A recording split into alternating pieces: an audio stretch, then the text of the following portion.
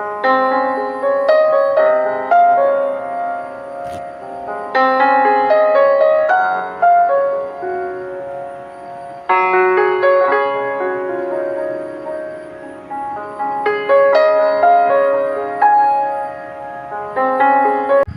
সকালকুর ভিডিওর ক্লিপটা একটু অন্যরকম।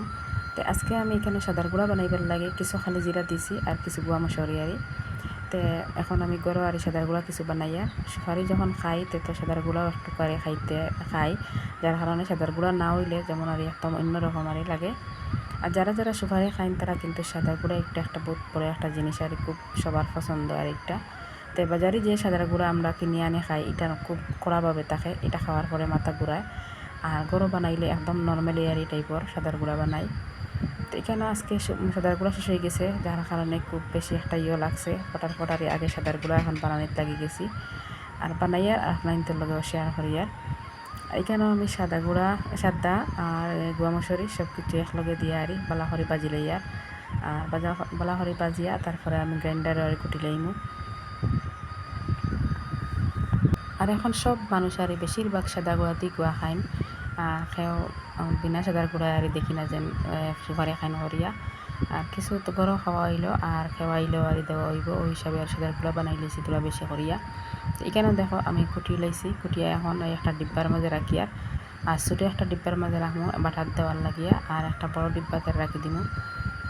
আর এখানে দেখো আজকে আমার বিছনাগুলা সকাল সকাল আটাইছি না, একদম আগোছলা হিসাব মানে বিছনাগুলা।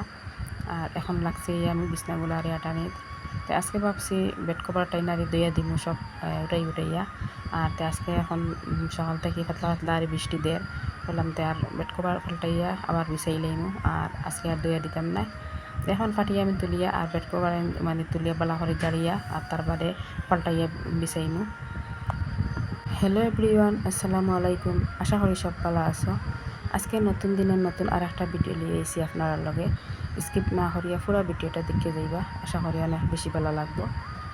যারা যারা সাবস্ক্রাইব করিয়া এই ভিডিওর লগে আসো সকলে অসংখ্য অসংখ্য ধন্যবাদ। আর আজকে নতুন যারা এই ভিডিও আসো দয়া করে সাবস্ক্রাইব করিয়া এই ভিডিওর পাশে থাকিও, পাশের বেল আইকন অন হয়ে রাখিও। ভিডিওটা দেওয়ার সাথে সাথে আপনারা নোটিফিকেশন পাইবা আর সময় সুযোগ করিয়া এই ভিডিওটা দেখে যাইও। আর এখানে দেখো আজকে ভাবছি আর কিছু কিছু পাতলা করিয়া আর ঘরটা আর জাড়া করিয়া পরিষ্কার করমু। তো এমন কিছু আর ঘর জাল উল কিচ্ছু নাই, রোজ দিন আর ওরকম আমি জাড়িয়ে আর লইলাই। তো আজকেও ভাবছি আর উফরে একটা আর ঝাড়ু দিয়ে পাতলা করিয়া ওগুন আর ঝাড়ু পরিষ্কার করিলাই। আর রোজ পরিষ্কার করে লইলে অত বেশি লাগে না, আর কয়েকদিন পরে আর পরিষ্কার করতে গিয়ে অনেক কষ্ট হয় আর অনেক আর মাহলের জাল এইগুলা লাগি থাকে। আর এখন কত গরমের সিজন, আর সবসময় আমার বিছনার উপরে আর ফাটি থাকে। আর ফাটি থাকার কারণে বেড কভারটা অত লগালগারি নোংরা হয় না। আর সবসময় যদি আবার ফাটি থাকতো না তার বাদে 2-3 দিন যায় না আর বেড কভারটা একদম আর নোংরা হয়ে যায়। 2-3 দিন পরে এগুলো ধুইতে মানে ধোয়া লাগে, পরিষ্কার করতে লাগে। আর গরম দিনের তো ফাটি ছাড়া আমার উপায়ও নাই, সবসময় ফাটি ইউজ করতে লাগে। আর ফাটি ছাড়া ঘুমানিও যায় না, অত বেশি আর গরম। আর আমার মেয়ে দুইজনও সেই আমার মতন, আর আমিও মানে ফাটি ছাড়া ঘুমাইতে পারি না। আর এখানে দেখো এখন আমি বিছনাটা বালা করে পরিষ্কার করে জাড়িয়া এখন আমি পাল্টাইয়া আবার পিছিয়ে দিয়ার। আর কালকে বা পরশু আমি আবার উঠাইয়া আর বিছনাগুলা ধুইয়া দিমু। আর আজকে তো পাতলা বৃষ্টি দেয়, যার কারণে আর বিছনাগুলো আবার উঠাইছি না।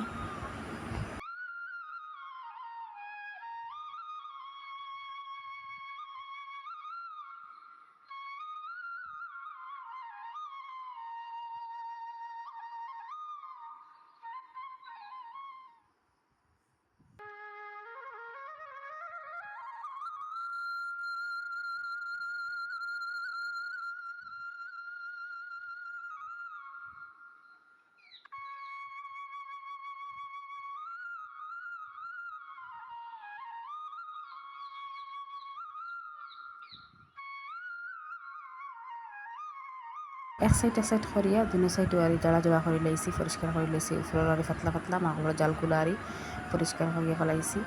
এখন আমার এই রুমের মধ্যে তো দুইটা আরে পালং, একটা তো জাড়িয়ে পরিষ্কার করিয়া ফাটি বিছিয়ে রাখি দিছি, আর এখন আর একটা তাইয়া রাখছি। তো এই যে বেড কভার, এই বেড কভারটা অনেক সুন্দর আর এই বেড কভার। আর পয়লা এই বেড কভারটা লওয়ার পরে অনেকবারই ভাবছি হয়তো কালার দিয়ে হাতম কিলো হয়ে যাইব, কিন্তু 2-3 দিন আমি দুইয়া হারছি, এখনও পর্যন্ত কালার গেছে না, অনেক মানে ভালোও আছে বেড কভারটা। আর দামও এমন বেশি না, 350 টাকা। এই হিসাবে বেড কভারটা অনেক বেশি আরই ভালো হয়েছে। আর সত্যি বেড কভার মানে বিছাইতেও আরাম, মানে ভাল লাগে, আবার ঘুমাইতেও আর খুব আরাম লাগে। আর এখানে দেখানি একটা জিনিস আমার ছেলে গেছিলো তার বাপ, মানে আব্বার লগে দোকানও গেছিলা, যাওয়ার পরে একটা জিনিস আনছেন। এটা কিচ্ছু কোনো খামরও নাই, কিন্তু দেখতে অনেক সুন্দর লাগে জিনিসটা। আর এখানে রেখোর মাঝে আমি তো সেলাইয়ের কাজ যে করি, তার লাগে আর প্রচুর কাপড় আরি রাখতে লাগে। তো আমি রেখোর মাঝে আর সবসময় আর সেলাইয়ের কাজের কাপড়তুন আমি রাখি। আর আমার ছেলে আর যা কিছু ফাইন এই রেখোর মাঝে আমি আর রাখেন, ফুল মানে অনেক কিছু তানো, প্রায় সময় গাড়ি ঘোড়া এই সেই জিনিস আর টস ওগুলো আনিয়ে রাখেন। তো সব কিছু রাখার বাদে একদম মানে নোংরা লাগে দেখতে। তো এখন ভাবছি আমি একটা কিছু আর হালকা করিলাই করাইয়া। এখানে দেখান ছোটো একটা ফুল, অনেক সুন্দর ফুলটা, কিন্তু এইটাও আর নিচে ফেলাইয়া রাখছেন।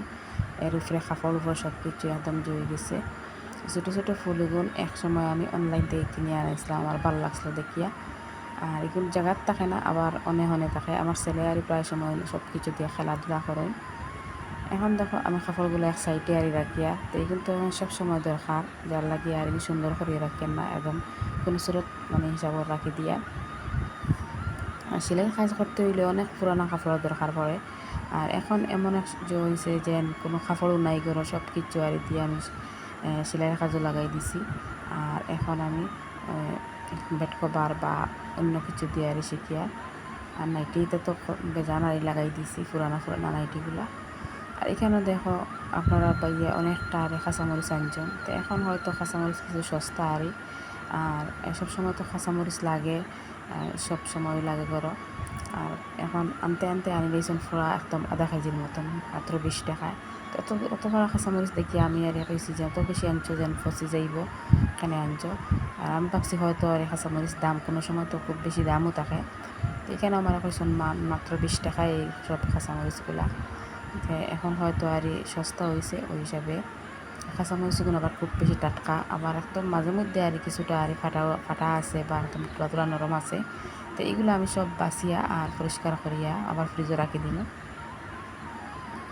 আর এখানে দেখো কিছু রসুন আনছেন। তো আপনার ভিতরে দেখাই আর মানে এত বড় বড় রসুন এগুলো আনছেন যেন একদম এটা কিতা হয় যে হাইব্রিড না কিলা হয় এই রসুন এগুলো জানি না, ওইগুলো এত বড় বড় রসুন। আর বেশিরভাগ তো ছোটো রসুন নয়, বড় খুব কম হয়। আর যার লাগে এগুলো একদম সুন্দর লাগে দেখতে। আর এই বড় বড় রসুনগুলো বাছতে আবার খুব সুবিধা, আর ফটাফটারি বাছা যায়। ছোটো ছোটো রসুনগুলো বাছতে অনেক কষ্ট।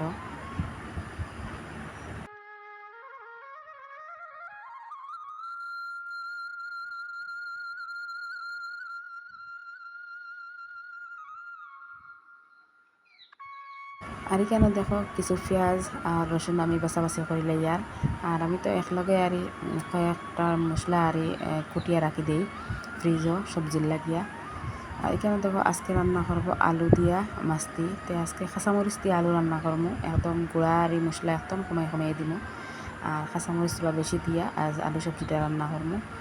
তো এলা তো খাইছি না, কাঁচামরিচ দিয়ে আলু সবজি রান্না করে খাইছি না, আজকে প্রথম রান্না করবো, খাইতে কীরকম লাগে। আর আপনারা দেখতে দেখতে একটা ছোটো লাইক দিয়ে দিবা, আর ভিডিওটা ভালো লাগলে একটা কমেন্ট করবা। এখানেও দেখো আমি এখন মশলা তো কুটি লইছি, কুটিয়া কিছু রান্না করবো আর পরে আবার ফ্রিজও হারাইয়া রাখি দিব। তো আমি সবসময় মশলা আর গোটা মশলা দিয়ে সবজি রান্না করি।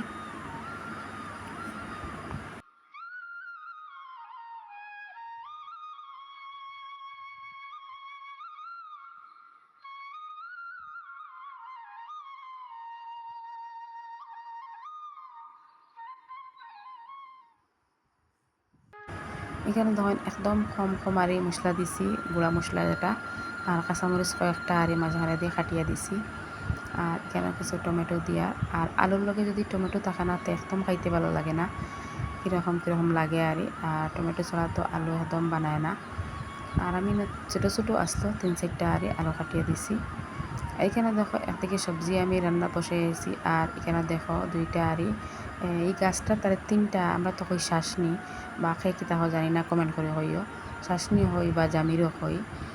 আর এখানে এই গাছে প্রথম আর এই বছর প্রথম 3টা শাসনি মাত্র ধরছে। তো একটা কয়েকদিন আগে নিয়ে খাইছি, এখনও দেখছি আর বড় হয়েছে না ছোটো রয়েছে। আর আজকে ভাবছি একটা আরি ফাড়িয়া নিব। দেখতেও মাসাল্লাহ অনেক বড় হয়েছে, কিন্তু ক্যামেরাত কিলা দেখা যায় জানি আর না।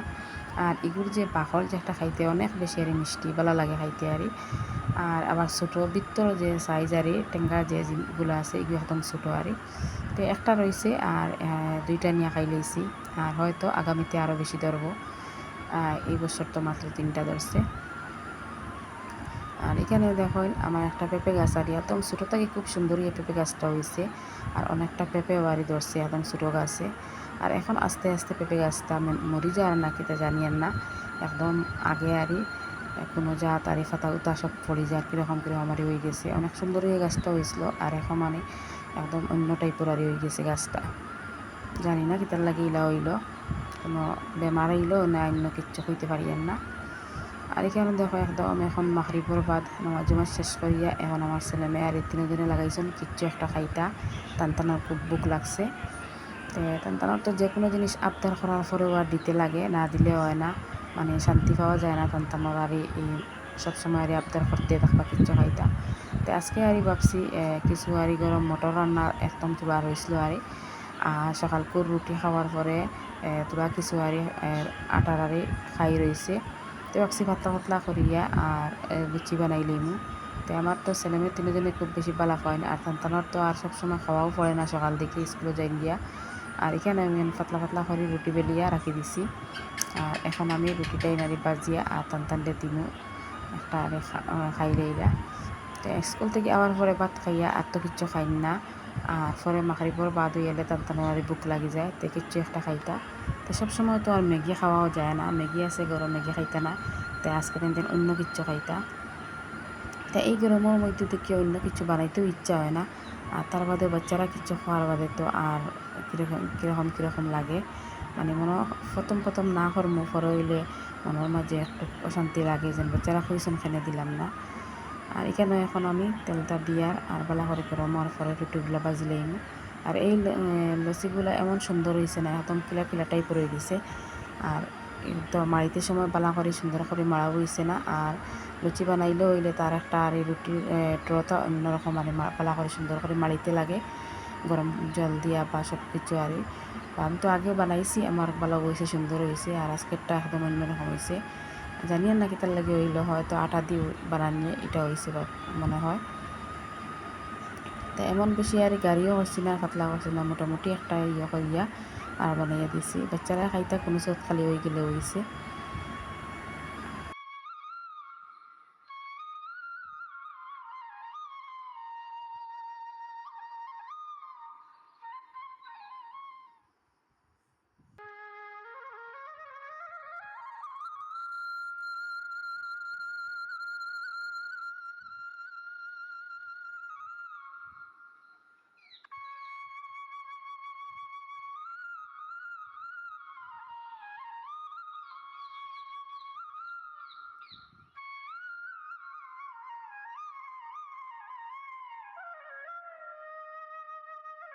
আজকের এই লচিগুলা একদম ফুলিছে না, কীরকম আমার হয়ে গেছে টাইট টাইপর। তো মাঝে মধ্যে 1-2টা খুব সুন্দর হয়েছে আর বেশিরভাগ একদম টাইট মুখা হয়ে গেছে। আর বাচ্চারা খাইতা কোনো সত ওইলেও হয়ে গেছে আর তারাও তখন বুঝেও না। আর এলে দেখতে সুন্দর লাগে না, ফুলকো ফুলকো টাইপের হইলে দেখতে অনেক সুন্দর লাগবে বা খাইতেও অনেক বেশি মজা হয়। কেন আমি একদম পাতলা পাতলা করে কয়েকটা 7-8টা হইব রুটি বানাইছি।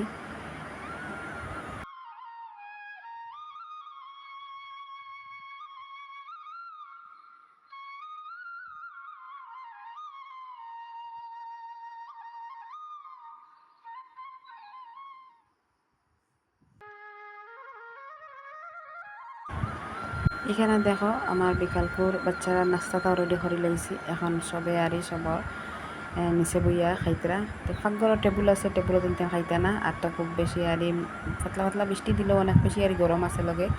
আর গরমও কিনতা নেই, ফাঁকঘর তিনটান খাইছেন না, তিনটেন নিচে ফ্লোরও আইয়া বইয়া আর 3জনে খাইতরা। তো লাগাইছেন তিনটেন, আমিও একটা খাইবার লাগিয়া। আর এখন করে আমি একটা মাত্র খাইমো, আমার খাওয়ার পরে কিছু একটা জো করে তার লাগে আমার ইচ্ছা অন্য খাবার। তারপরে তিনটেন সব মানরানা ছেলেমেয়ে 3জনে মানরানা খাওয়ার লাগিয়া। তো আজকের ভিডিও কার কাছে কিলা লাগলো কমেন্ট করে জানাইও। আর